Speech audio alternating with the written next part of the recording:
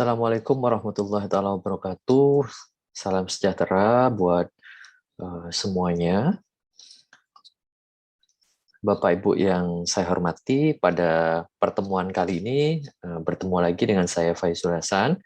Untuk kali ini saya akan membahas tentang searching strategy dan searching database ya untuk systematic review dan meta analysis. Nah, untuk topik ini, saya bagi menjadi 3 outline, yaitu nanti kita akan pendahuluan dulu tentang komponen-komponen apa saja yang diperlukan untuk searching strategi, kemudian nanti kita akan belajar cara membuat keyword combination ya, dan bagaimana tips-tips untuk memilih database dalam pembuatan systematic review dan meta-analysis. Nah, hal-hal yang perlu diperhatikan, pertama adalah proses pencarian artikel di beberapa database sangat ditentukan dengan bagaimana kita mendesain searching strategi kita. Kemudian, searching strategi yang bagus sangat menentukan juga seberapa artikel yang akan kita dapatkan. Kemudian, hal yang juga perlu diperhatikan adalah dalam mendesain keyword combination atau kombinasi keyword, apakah kombinasi itu terlalu sensitif atau terlalu spesifik? Nanti kita akan juga bahas ya, apa itu sensitif dan spesifik. Kemudian, Bapak Ibu semua juga perlu mengadopsi studi atau protokol yang sudah publish sebelumnya. Otomatis protokol atau studi systematic review dan meta-analysis ya Bapak Ibu. Selanjutnya, kita harus melakukan percobaan beberapa kali sampai menemukan kombinasi yang benar-benar pas ya, kombinasi yang benar-benar pas. Nah, bagaimana melakukan searching strategi yang komprehensif? Pertama, kita harus menentukan apakah keyword kita itu sensitif. Nah, kalau keyword kita itu sensitif, maka kita akan menemukan studi yang relevan yang sangat banyak sekali. Nah, namun kalau keyword kombinasi kita itu terlalu sensitif, maka kita membutuhkan banyak effort untuk memilihnya karena database-nya akan searching di database-nya akan menemukan sangat banyak artikel ya karena terlalu sensitif.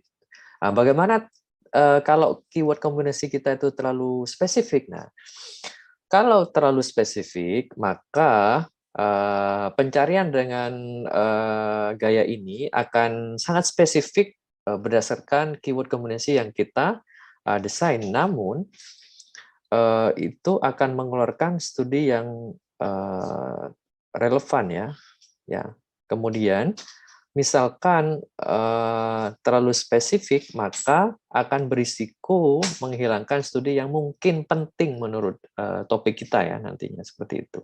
Nah, ini saya berikan contoh publish artikel dengan systematic review ya. Is there scientific evidence of mouthwash effectiveness in reducing viral load in COVID-19? Nah, sekedar contoh saja bagaimana author ini dalam artikel ini mendesain keyword combination-nya. Maka kalau kita perhatikan di paper ini adalah contoh keyword combination atau search strategy yang dipakai oleh author ini ya. Ada 2 kombinasi, yang pertama dan yang kedua ya. Kebetulan ini diambil dari database PubMed. Nah, kemudian contoh yang kedua adalah do hydrogen peroxide mouthwash have virucidal effect? Ini juga dengan desain systematic review. Kalau kita perhatikan pada metode ya di full text-nya, di metode dijelaskan bahwa the following keyword, nah ini perhatikan, ini adalah beberapa term yang dipakai untuk searching strategi. Dan di artikel ini juga for further information is provided in appendix B. Nah, kita perlu lihat di appendix B-nya. Nah, setelah kita lihat ternyata di appendix B-nya itu ini keyword combination yang dipakai oleh author ini. Nah, kemudian bagaimana kita membuat kombinasi keyword? Nah, seperti pada topik sebelumnya, ketika kita menentukan PICO kita, misalkan nih, pasien kita pada COVID-19 dan intervensi adalah pemberian terapi mouthwash. kemudian kontrolnya adalah user care ya, dan outcome-nya adalah viral load. Studi desain yang akan kita masukkan adalah RCT, maka kita harus mencari keyword terkait dengan pertama mouthwash, yang kedua viral load, dan yang ketiga adalah COVID-19 ya. Bagaimana mencarinya? Nah, selanjutnya kita akan masuk atau harus masuk ke PubMed sentralnya. Bapak Ibu semua bisa klik link ini ya. Ketika mengklik link ini maka akan muncul kira-kira seperti ini. Nah, setelah muncul kita ketik ya keyword yang pertama yaitu mouthwash ya. Nah, setelah kita ketik mouthwash maka akan muncul pilihan seperti ini. Ada sekitar 13 item. Nah, Bapak Ibu harus membaca dulu mouthwash yang mana yang pas sesuai dengan definisi konsep mouthwash yang Bapak Ibu setting. Mungkin yang pertama ya. Nah, kemudian diklik saja. Nah, kemudian kita perhatikan, nah di sini di entry term, nah di entry term ada beberapa kombinasi terkait dengan mouthwash, misalkan Motrins, Bapak Ibu, dan Motrins ada seperti ini penulisannya dan lain-lain seperti ini ya. Nah, yang kedua, konsep yang kedua adalah viral load, sama Bapak Ibu juga memasukkan keyword viral load. Nah, viral load definisinya ini dan itemnya ini yang akan kita pakai. Misalkan viral load juga disebut viral burden ya, atau virus titer. Nah, konsep ketiga adalah COVID-19. Nah, untuk COVID-19, Bapak Ibu juga mengklik ya COVID-19 di sini. Nah, setelah mengklik, kita bisa perhatikan ternyata COVID-19 ini juga disebut COVID-19 atau Coronavirus Disease 19 atau Coronavirus Disease 2019. Nah, ini silahkan dipilih ya, dipilih dan dicoba Bapak Ibu. Nah, setelah Bapak Ibu menentukan pilihan ya, maka selanjutnya akan ketemu itu, misalkan untuk konsep mouthwash, kita akan memasukkan mouthwash, mouth rinse, oral rinse. Kemudian untuk viral load sendiri kita mau menggunakan viral load, viral burden. Dan untuk yang COVID-19 sendiri kita pakai COVID-19 dan coronavirus disease 2019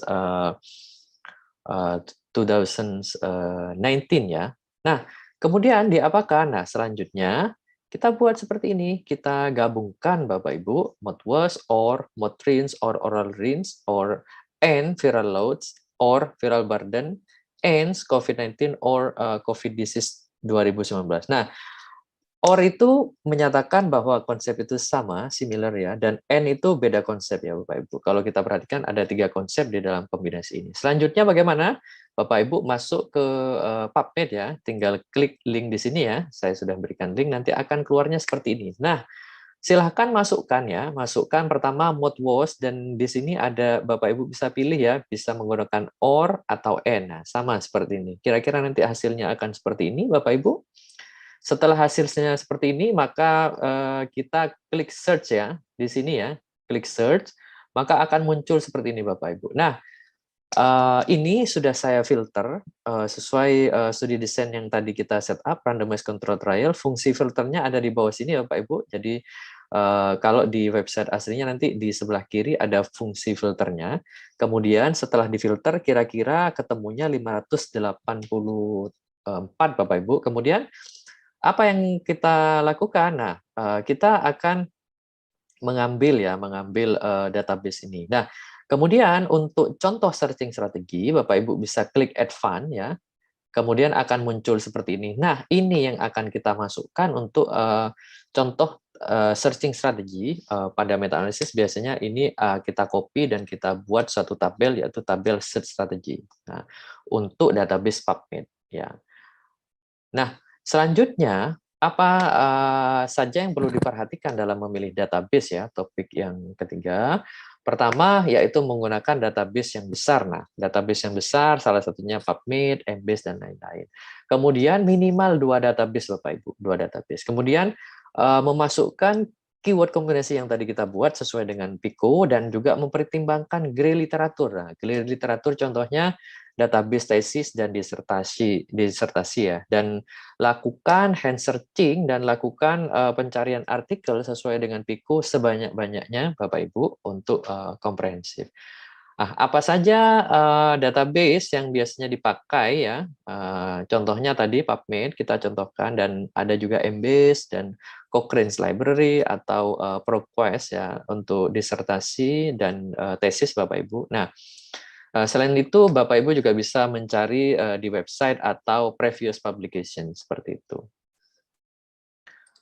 Terima kasih untuk topik ini. Salam sukses dari saya. Assalamualaikum warahmatullahi taala wabarakatuh.